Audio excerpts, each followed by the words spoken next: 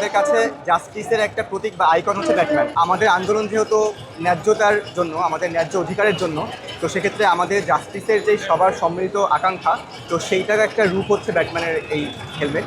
বা আমরা সবাই আসলে ব্যাটম্যানকে ধারণ করি সেই জাস্টিসের প্রতি আমাদের আকাঙ্ক্ষার অর্থে। সেজন্য আসলে আমার এইভাবে তাদের যে শিক্ষা ব্যবস্থা, তারা হচ্ছে টেকনিশিয়ান হওয়ার জন্য তাদের যোগ্যতা আছে। তো টেকনিশিয়ান তো খারাপ কিছু না, টেকনিশিয়ান এবং ইঞ্জিনিয়ার দুটোর কাজ আলাদা।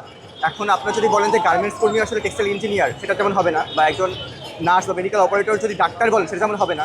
সেরকম একজন টেকনিশিয়ান যদি আমি ইঞ্জিনিয়ার বলি, সেটা হবে না। এখন তার টেকনিশিয়ানের যোগ্যতা নিয়ে যদি তারা ইঞ্জিনিয়ার হওয়ার পদে থাকেন, তাহলে যেই ডিসিশনগুলো তারা নেবেন একজন সরকারি ইঞ্জিনিয়ার হিসেবে, সেই ডিসিশনগুলো দেশের জন্য হুমকিস্বরূপ হতে পারে। কারণ একটা ডিসিশন কেন নেওয়া হয়, কী কী প্যারামিটারের জন্য নেওয়া হয়, সেই জ্ঞানগুলো তাদের নাই। সেই জ্ঞানগুলো আমাদের ইঞ্জিনিয়ারদের আছে, আমরা সেগুলো পড়াশোনা করি। তারা শুধুমাত্র হাতে কলমে সেই কাজটা করতে পারে, কিন্তু সেটা কেন করা হচ্ছে সেই কারণটা কিন্তু তারা জানেন না। তো সেক্ষেত্রে তাদের একটা এই পরিসরে যাওয়া উচিত না, যেখানে একটা বড় সিদ্ধান্ত তাদের উপর নির্ভর করছে, যেখানে তাদের সেই স্কিলটাই নাই। তো আমরা চাই সে সেই পদে যাবে যেখানে তার যোগ্যতা আছে।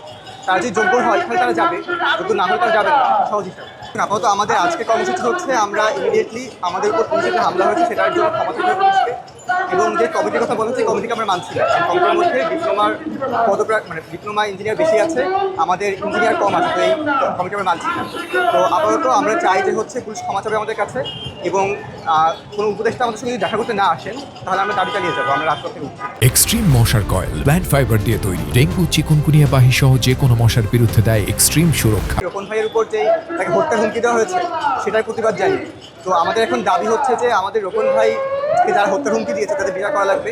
আমাদের ডিপ্লোমা ইস্যুতে আমাদের 3 দফা দাবি আছে, 3 দফা দাবি মানতে হবে, এবং আজকে আমাদের উপর পুলিশের যে হামলা হয়েছে সেজন্য পুলিশের ক্ষমা চাইতে হবে। তো আমরা এই দাবিগুলো নিয়ে আজকে সড়কে অবস্থান করছি। এটা হচ্ছে ব্যাটম্যানের হেলমেট। তো ব্যাটম্যান হচ্ছে আমাদের কাছে একটা জাস্টিসের প্রতীক।